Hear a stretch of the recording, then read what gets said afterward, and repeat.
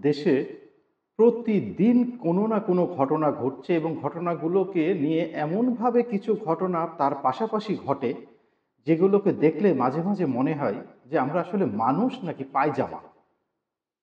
পায়জামা তো দেখেন যে নিচে প্লুরাল উপরে সিঙ্গুলার। ঠিক আমাদের অবস্থাটাও সেই রকমই হয়েছে। মাইলস্টোনের এই ঘটনার পরে সারা দেশ শোকে মুহ্যমান। মানুষ সমবেদনা জানানোর, সান্ত্বনা দেবার ভাষা হারিয়ে ফেলেছে।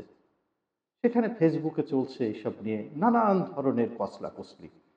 অনেকেই বলছেন ফেসবুক সহ অন্যান্য যে সোশ্যাল মিডিয়াগুলো আছে, এগুলো ব্যবহারে আমাদের যথেষ্ট পরিমাণ সতর্ক হওয়া উচিত, আরও দায়িত্বশীল হওয়া উচিত, গঠনমূলক হওয়া উচিত। কোনটা করা যাবে, কোনটা করা যাবে না সেটা নিয়ে আমাদের আরও ভাবা দরকার। সাধারণ মানুষের এই অবস্থাটা নিয়ে আমাদের যখন এত ভাবনা, সাধারণ মানুষকে যখন আমরা সোশ্যাল মিডিয়া ব্যবহারে দায়িত্বশীল হতে বলছি, তখন সরকারের দায়িত্বশীল ব্যক্তিরা কি করছেন তা একবার কি দেখেছেন? মাননীয় প্রধান উপদেষ্টার প্রেস সেক্রেটারি শফিকুল আলম সাহেব বরাবরের মতো আবার জোকারি করে বসেছেন। তিনি ফেসবুকে পোস্ট দিয়েছেন সাহায্য চেয়ে। কেন? মানে এইটুকুন একটা ঘটনাকে মোকাবেলা করার জন্য অর্থ সহযোগিতা সহ যা, যা সহযোগিতা লাগবে সেটা করবার মতো অবস্থা কি সরকারের নেই? একটি দেশের সরকারের কি ক্ষমতা নেই যে এক ধরনের যেকোনো বিপর্যয় ঘটলে সেই বিপর্যয়কে তাৎক্ষণিকভাবে সামাল দেওয়া? আমাদের তো সেটা বোধহয় আছে। আমরা তো শুনে থাকি যে রিজার্ভ আমাদের দিন, দিন হু, হু, হু, হু করে বাড়ছে। উন্নয়নের জোয়ারে সবকিছু ভেসে তছনছ হয়ে যাচ্ছে। সেখানে মাইলস্টোনের এই ঘটনাকে সামাল দেওয়ার জন্য সরকারের অর্থের কিভাবে অভাব পড়ছে? কোথায় অভাব পড়ছে? আর যদি পড়েই থাকে তাহলে তিনি ফেসবুকের পোস্টটা দেওয়ার পরে আবার ডিলিট করে দিলেন কেন? উনি ডিলিট করেছেন মানেই কোথাও ভুল ছিল এবং এই ঘটনাটা তিনি একবার ঘটান না। এরকম ঘটনা তিনি বহুবার ঘটিয়েছেন এবং হাস্যরসিকতার পাত্র তিনি বরাবর পরিণত হয়ে আসছেন। তা এই ধরনের একজন দায়িত্ব জ্ঞানহীন, কাণ্ড জ্ঞানহীন, মানে ন্যূনতম বিচার বুদ্ধিহীন মানুষকে কেন প্রেস সেক্রেটারির মতো এত গুরুত্বপূর্ণ পদে বসানো হয়েছে? এটার কোনো কূল-কিনারা খুঁজে পায় না। আমি নিজেও সাংবাদিকতার ছাত্র। উনি সাংবাদিকতা করেন বহুদিন ধরে। উনার তো সাংবাদিকতার এই বেসিক নর্মস গুলো জানা উচিত যে কোনটা লিখতে হয়, কোনটা লিখতে হয় না, কোনটা কিভাবে লিখতে হয় এবং রাষ্ট্রের মতো একটি দায়িত্বশীল প্রতিষ্ঠান থেকে কোন, কোন সংবাদ কোথায় কিভাবে দিতে হবে, এটা তো উনার ভালো করে জানার কথা। নাকি উনার এইগুলোর কোনো জ্ঞান নেই? অথবা আরেকটা জিনিস বারবারই আমার মনে পড়ছে যে উনাকে কি রাখা হয়েছে আমাদের হাসি তামাশা দিয়ে একটু চাঙ্গা করে রাখার জন্য, ভাড়ামো করার জন্য? আগের দিনে যেমন রাজা বাদশাদের রাজসভায় কিন্তু এরকম ভাঁড় থাকতো, যেমন গোপাল ভাঁড়। এরকম অনেক রাজা বাদশার ছিল, বীরবল ছিল, নাসিরুদ্দিন হোজ্জা ছিল। উনারা এইভাবে রাজসভার রাজন্যবর্গ যারা থাকতেন তাদেরকে হাসাতেন, তাদেরকে হাসির খোরাক তৈরি করে দিতেন। এখন সোশ্যাল মিডিয়া হয়েছে। এই কল্যাণে সোশ্যাল মিডিয়াতে উনি দিয়ে দিচ্ছেন শুধু রাজন্যবর্গ না, পুরো জাতি যেন এটার একটা তামাশাটাকে নিতে পারে। এইরকম ঘটনা বরাবর, বরাবর করে যাচ্ছেন। রাষ্ট্র মাঝে, মাঝে তুচ্ছ তাচ্ছিল্যে পরিণত হয়ে যাচ্ছে মানুষের কাছে। এইটা কি রাষ্ট্রের দায়িত্বশীল পদে যারা আছে তারা দেখেন না? নাকি রাষ্ট্রে আর একজন মানুষও নেই? নাকি সত্যি, সত্যি ভাঁড় হিসেবে তাকে রাখা হয়েছে? তা যদি হয়ে থাকে উনার যা আ দেখছি মানে ভাড়ামুর যা রসদ উনার মধ্যে যা আছে, তাতে উনি এই পদ থেকে যাওয়ার পরে এই কাজটিই করে খেতে পারবেন। কারণ যে পদে আছেন এরপরে হয়তো আর সাংবাদিকতা পেশায় ফিরলে স্ট্যাটাস মিলবে না।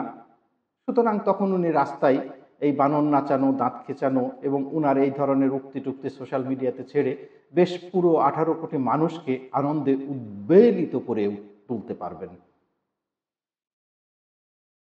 এত হৃদয় বিদারক ঘটনা, তার মধ্যে দিয়ে অনেক কিছু ঘটে যাচ্ছে। মানুষের সেখানে ঢল নামছে, অ্যাম্বুলেন্স ঢুকতে পারে না। এইটুকুন কাণ্ডজ্ঞান তাদের নেই। আর তাদের না হয় কাণ্ডজ্ঞানের একটু স্বল্পতা আছে। একটি রাজনৈতিক দল, একটি বড় রাজনৈতিক দলের প্রধান কিভাবে তাদের পারিষদ সহ সেখানে চলে গেলেন, গিয়ে একটা জটলা সৃষ্টি করলেন। এবং সেটা নিয়ে সোশ্যাল মিডিয়ায় জলঘোলা করা হলো, তাকে অপমান করা হয়েছে। যদিও তিনি পরে বলেছেন যে না, তাকে অপমান করা হয়নি। এবং এটা শুধরানোর জন্যই হয়তো আজকে আবার উনি ৳৫০ লক্ষ অনুদান এবং জামাত পরিচালিত বিভিন্ন হসপিটালে সহযোগিতার আশ্বাস তিনি দিয়েছেন। এই ৫০ লক্ষ টাকা নিয়ে আবার দেখছি সোশ্যাল মিডিয়াতে সয়লাব হয়ে যাচ্ছে। তার চেয়ে বোধহয় বেশি টাকা ইন্টারনেটের বিল খরচ হয়েছে। এই যে ক্ষতিটা হয়েছে, এই ক্ষতি অপূরণীয়। এই ক্ষতি টাকা দিয়ে কখনো পূরণ করা যাবে না। এই মাসুম বাচ্চা, এই নিষ্পাপ বাচ্চা কতজন মারা গেছে তার সঠিক তথ্য এখনো পাইনি। একটা জীবনের মূল্যও এই ৫০ লক্ষ টাকা না বা কোনো টাকা দিয়ে এই জীবনের মূল্যটা ফিরিয়ে আনা যাবে না। এখন যারা আহত আছেন তাদের জন্য এই সহযোগিতাটা দেওয়া হয়েছে। যে পরিমাণ আহত হয়েছে তারও বোধহয় একজনের চিকিৎসায় ৫০ লক্ষ টাকায় হবে না। তারপরেও বলি যে এটি একটি দৃষ্টান্ত। অন্যেরা যদি সবাই এইভাবে সহযোগিতার হাত বাড়াতো, তাহলে মানুষ অন্তত বুঝতো যে সবাই আমাদের পাশে আছে। সবাই পাশে থাকার অবস্থাটা কিন্তু দেখিনি এবং খোদ প্রধান উপদেষ্টাকেই দেখি নাই। প্রধান উপদেষ্টা সেই রাজদরবার থেকে তিনি কিন্তু বের হন নাই। তিনি কিন্তু একবার অন্তত এই শোকার্ত পরিবারের পাশে যেতে পারতেন।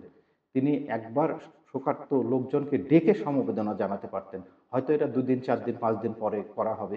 কিন্তু মানুষের শোকের আয়ু বড়জোর ১ বছর। এরপরে মানুষ ভুলে যাবে। এইগুলো ২ দিন, ৪ দিন পরের বিষয় না। সন্তান হারানোর বেদনা যে হারিয়েছে সে জানে। এছাড়া কেউ জানবে না। এতগুলো শিশু মারা গেল, এতগুলো ছাত্র মারা গেল। ছাত্ররা দাবি করল এইচএসসি পরীক্ষাটা একটু পিছিয়ে দেওয়ার জন্য। বিশেষ করে আজকের পরীক্ষাটা। এটা কানেই করলেন না শিক্ষা উপদেষ্টা।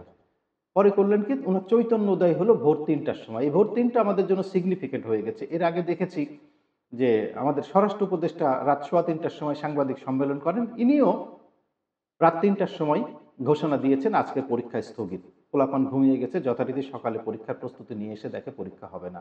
ফলস্বরূপ কি করল? সচিবালয় ঘেরাও করল। মানে সমস্ত আর্মি সহ, পুলিশ সহ অন্যান্য আরো যারা নিরাপত্তায় নিয়োজিত ছিল তাদেরকে ঠেলে ভেঙে সচিবালয়ের গেট ভেঙে সচিবালয়ে ঢুকে পড়ল। পুলিশ আর্মি তখন কিছু না করলে পরে লাঠিচার্জ করল। টিয়ার সেল নিক্ষেপ করল এবং সেখানে প্রায় ৪০-৩৫ জন শিক্ষার্থী আহত হয়েছে। এইটারে কি দিবেন? কালকের দগদগে রক্তের ঘা এখনো শুকাতেই পারল না। আজকে আবার এই কোমলমতি মাসুম বাচ্চাদের আপনারা লাঠিপেটা করলেন। মানে আপনাদেরকে কোথায় কি বলবো? কোন দায়িত্বে আপনারা আছেন আর কিভাবে আপনাদেরকে আমরা দায়িত্বশীল বলতে পারি? আজকে সবচেয়ে বড় যে মানুষটার প্রয়োজন ছিল ডক্টর সামন্তলাল সেন। তিনি আজকে নেই। একটা দৃষ্টান্ত তো স্থাপন করতে পারতেন। উনার আসলে রাজনৈতিক পরিচয় সেইভাবে আ ধরা মনে হয় চলে না। উনি সারাটা জীবন প্রফেশনাল ভাবেই থেকেছেন। শেষ সময়ে হয়তো শেখ হাসিনা তাকে স্বাস্থ্যমন্ত্রী বানিয়ে গায়ে একটা কলঙ্কের কালি লিপে দিয়েছেন। কিন্তু উনার প্রফেশনাল যে কন্ট্রিবিউশন, সেই কন্ট্রিবিউশনটাকে যদি দেখেন, সত্যি তাকে প্রশংসা করতে হয়, স্যালুট জানাতে হয়। এই সময় তো তাকে বের করে নিয়ে আসতে পারতেন এবং জাতিকে বলতে পারতেন যে আজকে উনাকে দরকার, বিগত দিনের বিভেদ ভুলে যাই। আজকে চরম দুর্দিনে, চরম সংকট মুহূর্তে ডক্টর সামন্তলাল সেন কোথায় আছেন? আপনি আমাদের পাশে এসে দাঁড়ান। কই? না।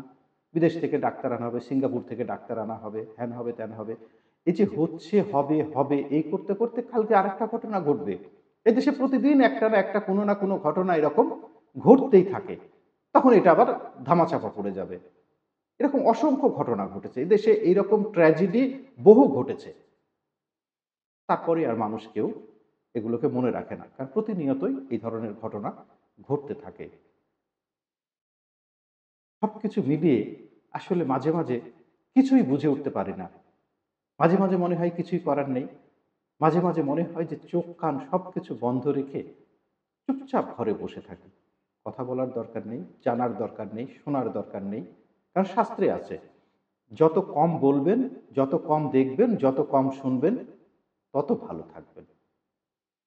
ধন্যবাদ।